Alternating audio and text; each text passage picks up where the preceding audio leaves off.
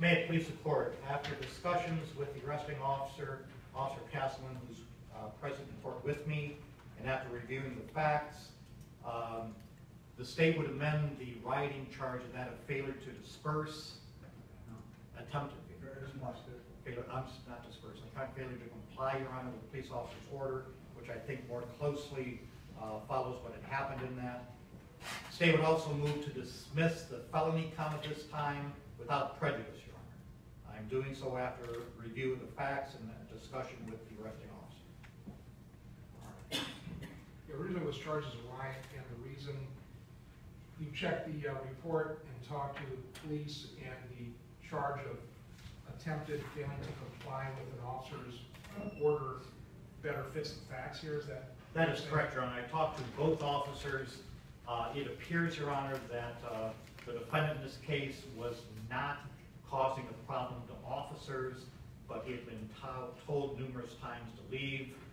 When he did not leave, the officer charged him with the failing to disperse, Your Honor. So there was basically a bigger melee going on, and he was numerous fights, Your Honor. Part of the problem was, from what my officers told me, that it appeared wherever the defendant went, other people wanted to fight him. And because it was kind of a very chaotic situation at the time, the officers just wanted to get it under control. But you're indicating that Mr. Sprinkle wasn't combative or fighting the police? Not with the officers, no. Okay. All right, Attorney Duff? Judge, a couple of things. He was arrested early Saturday morning and released by this court on bond on Monday. At that time, I sent him to have analysis done of his blood, his urine, and his hair for any controlled substances. And those results all came back negative. I provided those to Mr. Mott. He has those in his file. So I think that proves to the court that he is not using any kind of controlled substance. And additionally, Your Honor, I think he's tried to cooperate throughout this process. He wants to put this behind him and move on with his career. Okay. So there was no evidence of illegal drugs in the system within hours after the arrest? Yes, and hair analysis, I believe, goes back to how long, Mr. Munch?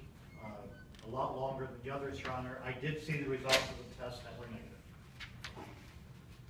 All right, based on that, the felony charge would be dismissed, and including no contest then to the second-degree misdemeanor charge of attempted failing to comply with order of police officer. Is that right? That's correct, Your Honor. No contest. He signed that entry. That's a second-degree misdemeanor, which would carry a maximum 90 days jail and a $750 fine. Is there anything you'd like to say on the matter, Mr. Sprinkle? I learned a lot of lessons from being in this situation. I'm a good person. I just feel I was in the wrong place at the wrong time, sir. Anything additional, Attorney Duff? Nothing, Your Honor. All right. Based on the comments of the prosecutor and police, the court believes that the resolution is reasonable, so there'll be a finding of guilty to the amended charge of attempted failure to comply with order of police officer under State Code 2921.331A. There'll be a finding of guilty. The sentence is as such: a fine of $500 plus court costs, 30 days in jail. The jail would be suspended on the condition of monitor time for 2 years from today. Also follow the terms of monitor time. That would be number 1, participate during the December break with the Shop with a Cop program, assist the police athletically during summers while enrolled in college, participate in at least 20 speaking engagements in middle schools in Lorain County, and finally stay out of establishments whose primary purpose is the sale of alcoholic beverages. At you're 19 years old? Yes, sir. Definitely do a stay away from the bars. For being a lawyer for 30 years and a judge for 12, that's the best advice I can give you. In any event, if you can pay the fines and costs within 30 days, that's great. If you can't, talk to me about it. We'll get you a copy of this. We'll take it to the clerk's office to sign up for an extension to pay. And I'll have you check in with my probation officer because he'll have to monitor the compliance here, okay? So I'll take a few minutes with him, and then I'm sure sure the probation officer will be in touch with you, Mr. Castleman, Officer Castleman, okay?